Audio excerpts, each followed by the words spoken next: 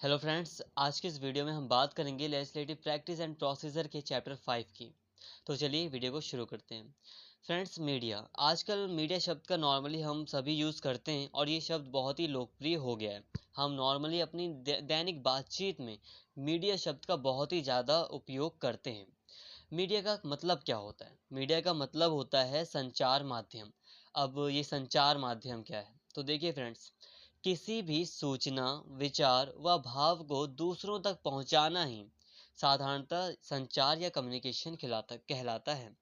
मतलब जब हम अपनी बात किसी दूसरे तक पहुंचाते हैं, जिस माध्यम का यूज़ करते हैं, उसे कहते हैं संचार माध्यम। मतलब किसी भी माध्यम के जरिए जब हम अपनी बात किसी दूसरे तक पहुंचाते हैं, तो उसी को संचार माध्यम या फिर मीडिया कहा जाता है।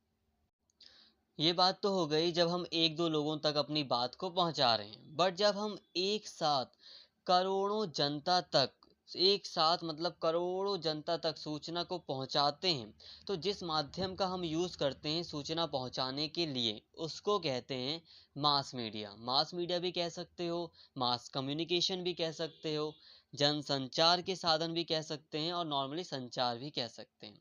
तो आई होप यहाँ तक आपको मीडिया और मास मीडिया का मतलब समझ में आ गया होगा। भारत में मीडिया की शुरुआत 29 जनवरी 1780 में द बंगाल गजट नामक समाचार पत्र के साथ प्रिंट मीडिया के रूप में हुई थी। मतलब प्रिंट मीडिया के रूप में भारत में मीडिया की शुरुआत हुई थी, वो भी कब? 1780 में। और जो पहला समाचार पत्र छपा था दोस्तों, उसका नाम था द बंगाल गजट। ये आपको याद होना चाहिए। और वैसे ये प्रकाशित किया किसने था? ये प्रकाशित किया था एक अंग्रेज जेम्स ऑगस्ट हिकी के द्वारा प्रकाशित किया गया था। तो औपनिवेशिक काल में ही यानी कि 1780 में ही भारत में प्रिंट मीडिया की शुरुआत हुई। और औपनिवेशिक शासन काल में भारतीय मीडिया दो खेमों में बंट गया था। मतलब जब भारत गुलाम था, उपनिवेश था अंग्रेजों का, तो भारतीय मीडिया दो खेमों में बंट गया था। जो एक ग्रुप था मीडिया का, वो उपनिवेशवाद विरोधी जो आंदोलन चल रहा था उसके पक्ष में था। और जो दूसरा ग्रुप था मीडिया का, वो इसके विपक्ष में था, वो इसकी बुराई करता था। मतलब ओवरऑल मेरा कहने का मतलब यही है कि कुछ इस तरह से जो आज़ादी के लिए आंदोलन वगैरह हो रहे थे, कुछ इस तरह से भारतीय मीडिया में राजनीति ने प्रवेश किया और भारतीय राजनीति ही भारतीय मीडिया का प्रमुख विषय बन गया। इसके बाद 15 अगस्त 1947 को जैसे ही भारत स्वतंत्र हुआ, मीडिया और सरकार के संबंध बुनियादी तौर पर बदल गए। मतलब पहले क्या था कि अंग्रेजों ने कई सारे प्रतिबंध लगा रखे थे, कई सारी पाबंदियां लगा रखी थी मीडिया के ऊपर। बट जब देश आज़ाद हो गया तो मीडिया भी आज़ाद हो गया। जो मीडिया के साधन अंग्रेजों के हाथों में थे, मतलब जिन पर अंग्रेजों का स्वामित्व था, अब उन पर भारतीयों का स्वामित्व स्थापित हो गया। तो इसमें कोई संदेह नहीं है कि भारत में स्वतंत्रता पश्चात एक स्वस्थ प्रजातंत्र यानी कि एक अच्छी डेमोक्रेसी को आकार प्रदान करने में मीडिया की भूमिका जो रही है वो बहुत ही निर्णायक रही है। अब हम बात करते हैं मीडिया के प्रकारों की। दोस्तों, ये जो टॉपिक है बहुत ही इजी है, इसलिए मैं बहुत ही डिटेल में नहीं पढ़ा रहा हूँ। तो अगर हम मीडिया के प्रकारों की बात करें तो मीडिया के नॉर्मली दो प्रकार माने जा रहे हैं, एक पारंपरिक मीडिया और एक है नवीन मीडिया। अब पारंपरिक मीडिया में तीन प्रकार आते हैं। पहला है प्रिंट मीडिया, दूसरा है ब्रॉडकास्ट मीडिया, तीसरा है ऑडियो विजुअल मीडिया। अब इन तीनों ही मीडिया को आप खुद ही, क्योंकि आप खुद ही नॉलेजफुल होंगे, तो आप इनको खुद ही डिटेल में थोड़ा लिख सकते हैं अपने एग्जाम में।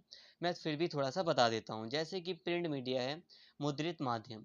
तो प्रिंट मीडिया में मुख्यतः अखबार और पत्रिकाएं आती हैं। अखबारों के थ्रू हमें दैनिक जो प्रतिदिन की जो घटनाएं होती हैं, विश्व भर की जो घटनाएं होती हैं, राजनीतिक, आर्थिक और सामाजिक, इन सभी घटनाओं की जानकारी हमें अखबारों के थ्रू प्रतिदिन मिलती है। पत्रिकाएं साप्ताहिक भी छपती हैं, मासिक भी छपती हैं और मतलब प्रत्येक ईयर पे भी छपती हैं, सालों में भी छपती हैं। तो इनसे हमें प्रतिदिन की जानकारी नहीं मिल पाती, बट फिर भी हमें काफ़ी जानकारी पत्रिकाओं से भी मिलती है। इसे आप थोड़ा और भी डिटेल में लिख सकते हैं। इसके बाद अगर हम बात करें श्रव्य माध्यम की यानी कि ब्रॉडकास्ट मीडिया की, तो इसमें ये ऐसा मीडिया है जिसके द्वारा लोग या जनता सुनकर सूचना प्राप्त करते हैं। वैसे इसकी भी अपनी बहुत ही ज़्यादा इम्पोर्टेंस है। कैसे आज के टाइम पर हम देख सकते हैं जब कभी भी जो जितनी भी पॉलिटिकल पार्टीज़ होती हैं, जब चुनाव आते हैं तो लाउड स्पीकर का यूज़ करती हैं चुनाव प्रचार के दौरान। तो इसका मतलब रेडियो का काफ़ी महत्व आज भी है। इसका एक महत्व का एग्ज़ाम्पल हम और ले सकते हैं, बहुत अच्छा एग्ज़ाम्पल है कि रेडियो के माध्यम से ही नरेंद्र मोदी जी ने 3 अक्टूबर, जो कि भारत के प्रधानमंत्री हैं, उन्होंने 3 अक्टूबर 2014 से मन की बात कार्यक्रम रेडियो के माध्यम से ही शुरू किया है, जो कि आज भी जारी है। इसके बाद दृश्य श्रव्य माध्यम में टेलीविज़न आ जाता है, जिसके द्वारा लोग सुनकर और देखकर दोनों ही तरीके से सूचना को अच्छे से प्राप्त करते हैं, और ये काफ़ी इंटरेस्टिंग माध्यम है, जिसमें लोग देखते हैं, समझते हैं, सुनते हैं। तो इसे आप थोड़ा डिटेल में लिख सकते हैं।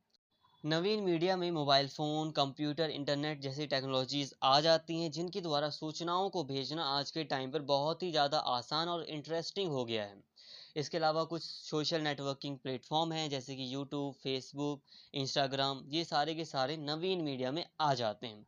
तो आई होप फ्रेंड्स, यहाँ तक आपको मीडिया के प्रकार समझ में आ गए होंगे, पारंपरिक मीडिया और ये था न्यू मीडिया। अब हम बात करते हैं हमारे नेक्स्ट टॉपिक की। मीडिया एवं जनप्रतिनिधि। जनप्रतिनिधि यानी कि जनता का प्रतिनिधि, रिप्रेजेंटेटर, लेजिस्लेटर्स। जनप्रतिनिधियों को प्रभावित करने में मीडिया की बहुत ही बड़ी भूमिका होती है। मीडिया लोकतांत्रिक व्यवस्था में खामियों को भी उजागर करती है, जिससे जनप्रतिनिधि अधिक जवाबदेह, उत्तरदायी एवं जन अनुकूल बनते हैं। देखा जाता है सरकार के कामों को, जितनी जो मीडिया होती है उसके द्वारा, मीडिया के द्वारा सरकार के कामों को या लोकतांत्रिक व्यवस्था की कमियों को उजागर किया जाता है, जिसके कारण जो जनप्रतिनिधि होते हैं वो जवाबदेह हो जाते हैं, और जनता के सामने उन्हें आना पड़ता है, जवाब देना पड़ता है। फ्रेंड्स, जब भी मैं मीडिया बोल रहा हूँ तो मीडिया बोलने का मतलब यहाँ पर आज तक या एनडीटीवी नहीं है। यहाँ पर मीडिया का मतलब है न्यूज़पेपर्स, मैगजीन्स और जितने भी न्यूज़ चैनल्स हैं ये सब। इसके अलावा सोशल नेटवर्किंग प्लेटफॉर्म्स वगैरह सब, जो संचार के साधन है, यही मीडिया है। तो जब भी मैं मीडिया बोलता हूँ तो मेरा मतलब यही होता है। तो मीडिया की इम्पोर्टेंस को हम इसी बात से समझ सकते हैं कि मीडिया के बिना प्रजातंत्र बिना पहियों की बस के समान है। मतलब जिस तरह बिना पहियों के बस बेकार है, उसी तरह बिना मीडिया के प्रजातंत्र बेकार है। चाइना हम देख सकते हैं एग्जाम्पल के लिए, कि चाइना में मीडिया को इतना फ्रीडम नहीं दिया गया है। तो वहाँ के लोकतंत्र को हम देख सकते हैं किस तरह का वहाँ का लोकतंत्र है। मीडिया किसी विशेष मुद्दे या मामले के संबंध में स्वीकार्यता या असंतोष जनता में पैदा कर सकता है। फ्रेंड्स, ये बात बिल्कुल सच है कि मीडिया जिस चीज़ या जिस मुद्दे के पक्ष में होता है, जनता भी उसी के पक्ष में रहती है। वैसे जनता क्या करे, जनता को तो जो दिखाया जा रहा है, जो समझाया जा रहा है, वो वही मानेगी, और जो कि सही है।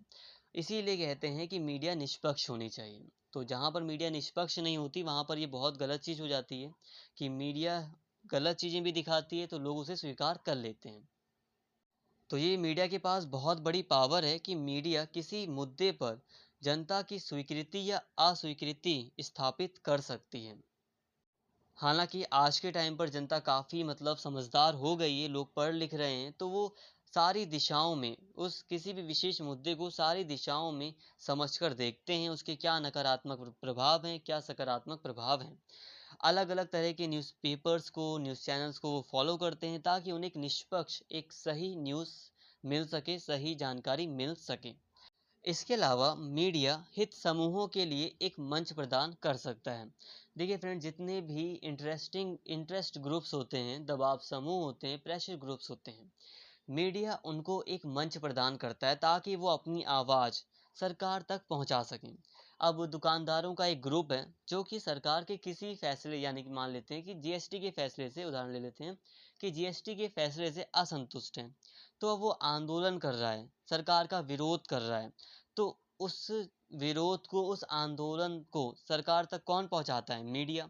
मीडिया के माध्यम से ही ये जानकारी सरकार तक पहुंचती है कि एक इंटरेस्ट ग्रुप है जो कि उनसे असंतुष्ट है।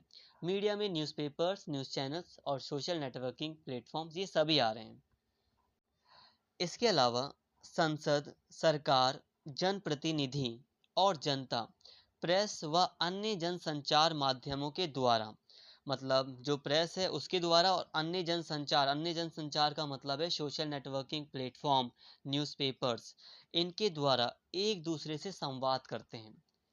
जनता न्यूज़ प्रेस के द्वारा या अन्य अन्य जनसंचार के माध्यमों के द्वारा सरकार से बात करती है, और जो ये सरकार के जो रिप्रेजेंटेटर होते हैं, जनता के जो प्रतिनिधि होते हैं, वो भी इन्हीं के द्वारा इंटरव्यू वगैरह देते हैं वो न्यूज़ चैनल्स वगैरह पे, उसके द्वारा जनता से बात करते हैं।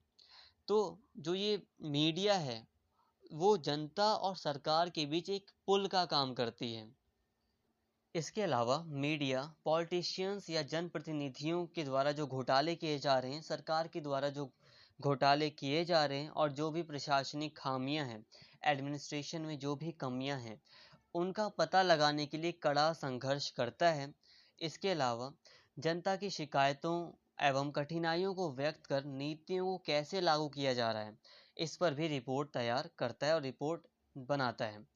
इसके अलावा दोस्तों, मीडिया कई सारे विषयों को ऊपर उठाता है, कई सारे मुद्दों को उजागर करता है, जैसे कि मान लीजिए पॉल्यूशन का मुद्दा है, पानी की कमी का मुद्दा है, क्राइम का मुद्दा है, तो इन मुद्दों को उजागर करके सरकार पर दबाव बनाता है कि वो जल्द से जल्द कोई कार्यवाही करे।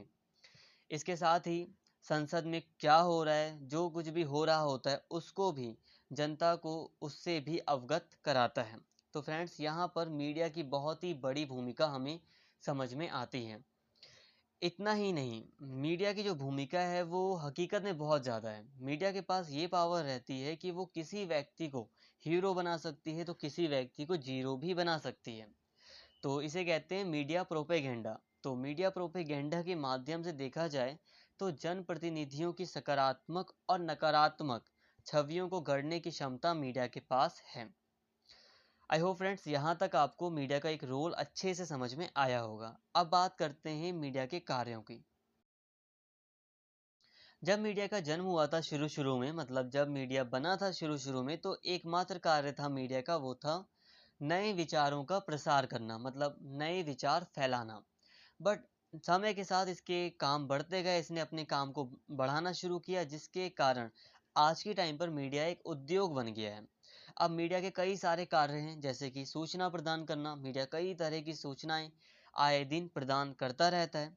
शिक्षा, लोगों को शिक्षा देता है कई तरह के सीरियल्स हम देख सकते हैं, कई सारे तरह के एपिसोड्स वगैरह, सीरीज वगैरह निकाली जाती हैं न्यूज़ चैनल्स वगैरह के द्वारा, जैसे कि प्राइम मिनिस्टर के कई सारे एपिसोड हम एबीपी न्यूज़ पर देख सकते हैं, जिससे हमें शिक्षा मिलती है।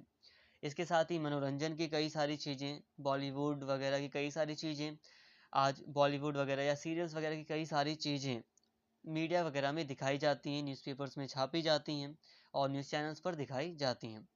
इसके अलावा मीडिया प्रजातंत्र के रक्षक के रूप में भी काम करता है, मतलब सरकार की कमियों को उजागर करके सरकार पर एक दबाव बनाकर रखता है।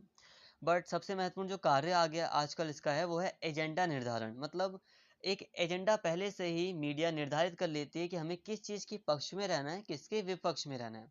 साफ तौर पे कहा जाए कि जो चीज़ मीडिया में होती है वही मुद्दा होता है, और जो चीज़ मीडिया में नहीं होती वो मुद्दा नहीं होता है। जैसे कि मान लीजिए पॉल्यूशन का मुद्दा ले लेते हैं, नॉइज़ पॉल्यूशन का मुद्दा ले लिया।